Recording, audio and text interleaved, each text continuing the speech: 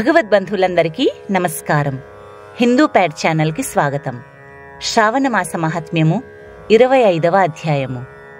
ఈశ్వరుడు సనత్కుమారునితో, కుమారా, ఇప్పుడు నేను నీకు ఉత్తమమైన పిఠోరా వ్రతం గురించి వివరిస్తాను.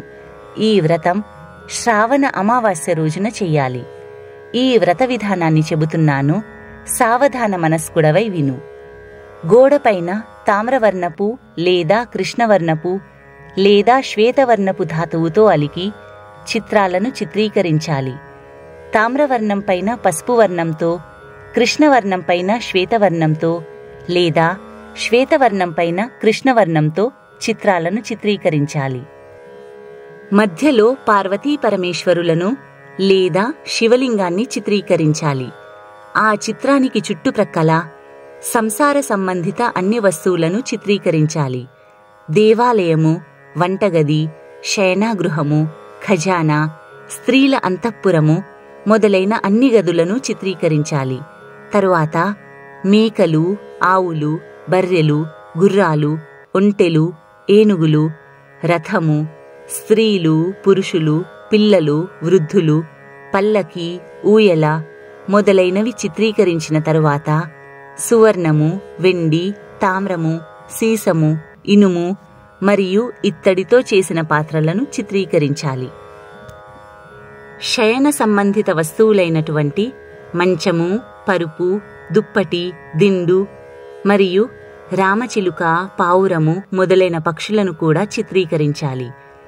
పురుషుల మరియు స్త్రీల యొక్క అనేక రకాలైన ఆభూషణాలు, వస్త్రాలను కూడా చిత్రీకరించాలి. తరువాత యజ్ఞ సంబంధిత వస్తువులను, పాలు, పెరుగు, మజ్జిగ, వెన్న, కవ్వము, నెయ్యి, నూనె, గోధుమలు, బియ్యము, మొక్కజొన్న, శనగలు, పెసర్లు మొదలైన ఆహార సంబంధిత వస్తువులను కూడా చిత్రీకరించాలి. రోకలిబండ, చాట, పొయ్యి, చీపురుకట్ట మొదలైనవి చిత్రీకరించాలి.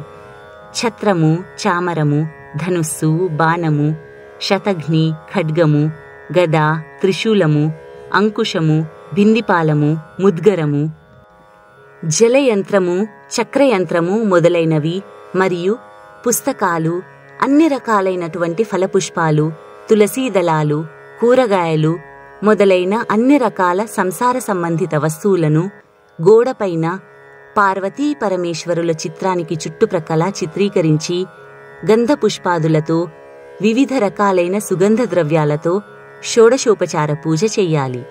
తరువాత బ్రాహ్మణులకు, బాలకులకు మరియు సువాసినులకు భోజనం సమర్పించి దక్షిణ తాంబూలాలు సమర్పించాలి. తరువాత పార్వతీ సహిత పరమేశ్వరుణ్ణి, ఓ మహాదేవా, దయాసాగర, కృపాసింధో, చంద్రశేఖర, నేను చేసిన ఈ వ్రతం ద్వారా మీరు ప్రసన్నులవ్వండి స్వామి అని ప్రార్థించాలి. ఈ విధంగా 5 సంవత్సరాలు ఈ వ్రతం చేసిన తరువాత ఉద్యాపన చెయ్యాలి. ఉద్యాపనంలో ఘృత మరియు బిల్వపత్రాలతో శివమంత్రాల ద్వారా హోమం చెయ్యాలి.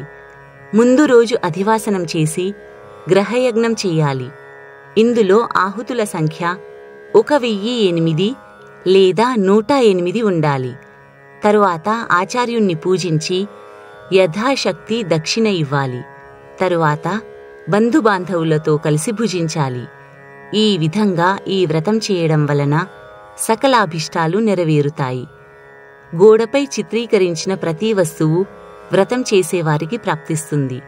వారు అన్ని రకాలైన భోగభాగ్యాలను అనుభవించి సుఖంగా జీవిస్తారు. ఈ వ్రతం కంటే శ్రేష్టమైన, ఉత్తమమైన వ్రతం వేరొకటి లేదు అని పరమేశ్వరుడు సనత్కుమారునికి వివరించాడు.